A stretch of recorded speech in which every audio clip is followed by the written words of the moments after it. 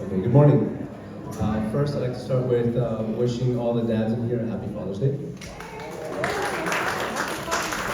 And as a resident of Cutler Bay, one of the things that I really appreciate is how engaged these elected officials and staff from each city is with our citizens, right? Very responsive and it's truly appreciated, especially on my end. What I do with the county, I work for the Department of Emergency Management. I am a planner, and during activations, as we are now, I am the municipal branch director, so I work with all the cities, not just the cities here, but cities throughout the county to respond and coordinate the services. So I'm going to talk to you briefly about a little bit about what we do and things that you can do to prepare during the rainy season and hurricane season. What do we do in the Emergency Operations Center? It's located in Doral, in the fire headquarters. What we do is we coordinate with bringing organizations and our departments to coordinate services and assets to respond to emergencies.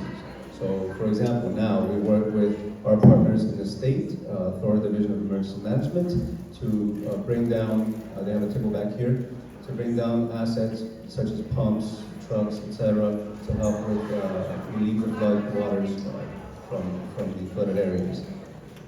In other disasters, we work with schools, housing, and whatever other services we need to coordinate to respond for the citizens. We have a unified central command and control facility. Again, I mentioned that's in Doral, and we carry out the principles of emergency management for continuity of operations. Some of the things that we respond to: hazardous material spills, mass migration, wildland fires, tornadoes, yes, we have those here, hurricanes, obviously, pandemics, terrorism, and other major events. In Miami, South Florida particularly, we have a lot of events. We have World Cup coming in 2026, we have Copa America this year, and then we also respond to floods, which is kind of what's been going on this past week, right? You know, flood season, the rainy season lasts approximately 155 days from May to October. As they mentioned, Cutler Bay 2 years ago, we had some serious flooding. They have made improvements. Palmetto Bay has made improvements. Pinecrest. All the cities have made a lot of investments to mitigate flooding in our cities. And this year, we would have been on the water had it not been for some of those projects that were executed. So we are surrounded by major bodies of water, and our ground is porous, so that the water can come up quickly if it's oversaturated.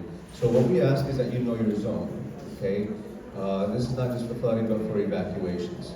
So we have these guides and these bags back here that also have a map of this, so that you know your zone. I know that I am in zone A, so I will be first to evacuate before a storm. I have to go anyway because I have to go to work, but it's nice to know that that the city is being looked out for. Why do we need to know that? Because storm surge is the greatest threat to life and property.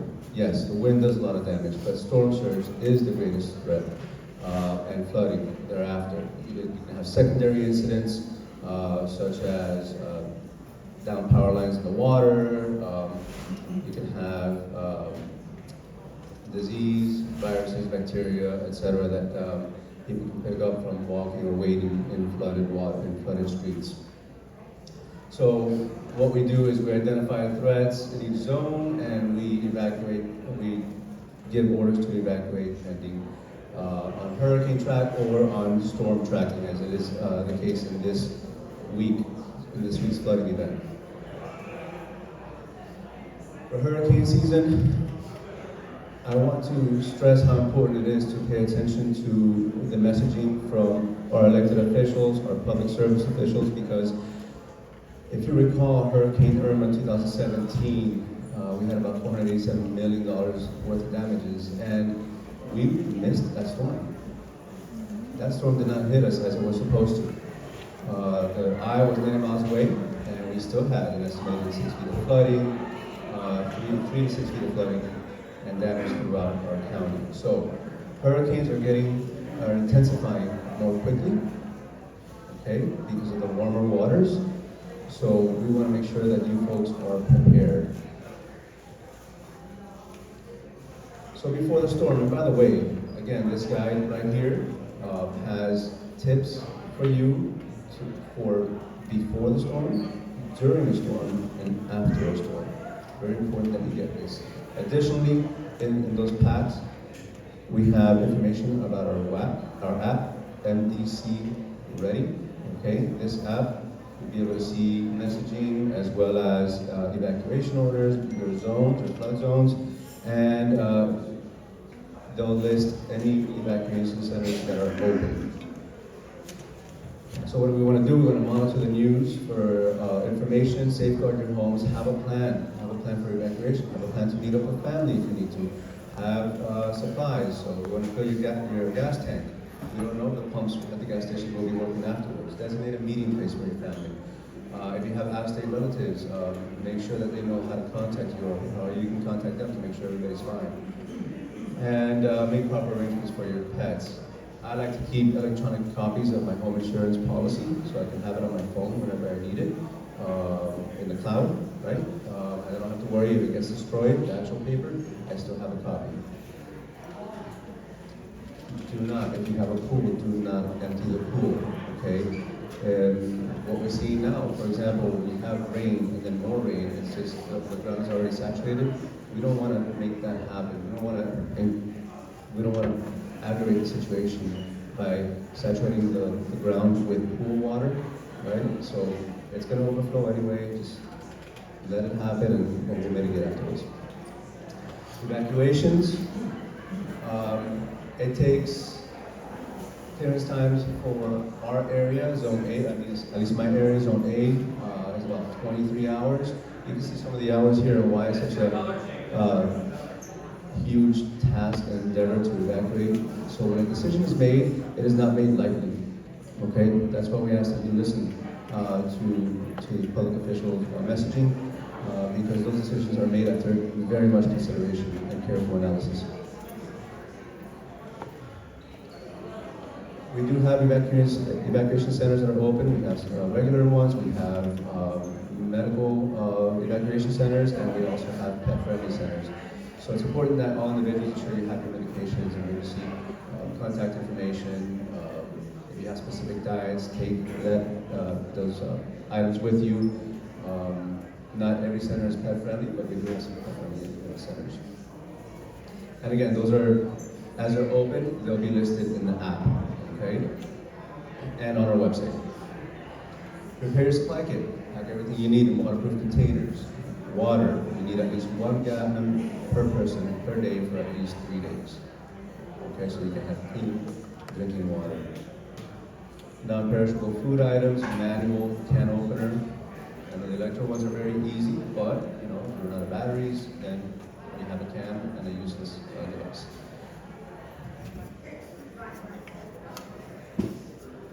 Additional emergency supplies, flashlights. These days, with the advancement of solar, there's a lot of solar-powered devices or devices that you can recharge. You have a power bank that's solar, recharge that power bank and charge your batteries and flashlights. So there's a lot of different things that we can do that will help us post-storm. First aid kits, sunscreen, insect repellent, very important with dengue, Zika, and everything else that's out there with mosquitoes. Special items, prescription over-the-counter medicines, medication, blood pressure medication, insulin, baby food, extra diapers, pet supplies, etc. Please have a plan for all of these things.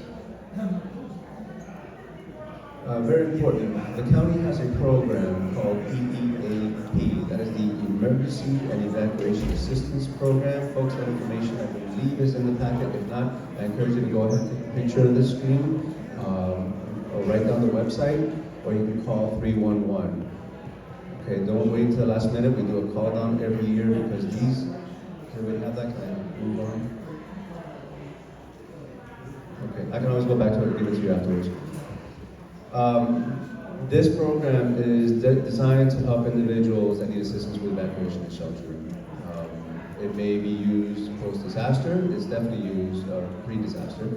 And the residents, it's focused typically for people in ALFs, nursing homes. They don't qualify for this, but people who need medical assistance, they're unable to evacuate on their own because they need special transportation, or they have medical needs that prevent them from evacuating on their own, they're bedbound, or life-sustaining medical equipment, for example, will need power, right? So we know that the shelters have backup power. It's good to go to a shelter if you need something plugged in, oxygen machines, whatever it may be, because at home you may lose power and that is a life and safety issue. Generators, gas generators, you never keep them anywhere near the home. Okay, unfortunately there's a lot of casualties that happen from carbon monoxide poisoning. As I mentioned earlier, with the advancement of solar, now there are electric generators that you can charge with solar panels. Those are always a very good option, and a safer option. And don't overload them because then they'll fail. The hurricane guide, as I mentioned, has some information here for before, during, and after the storm, and we have those on the table back there. Again, be informed, make a plan, get a kit, and get involved. Get involved with the communities. Okay, these are great communities that we live in. There's the app right there. Contents include the no-use zone, that map with the red, yellow, green. Evacuation orders are listed on there, bus pickups points for evacuations, 311 contact information, safety tips, etc.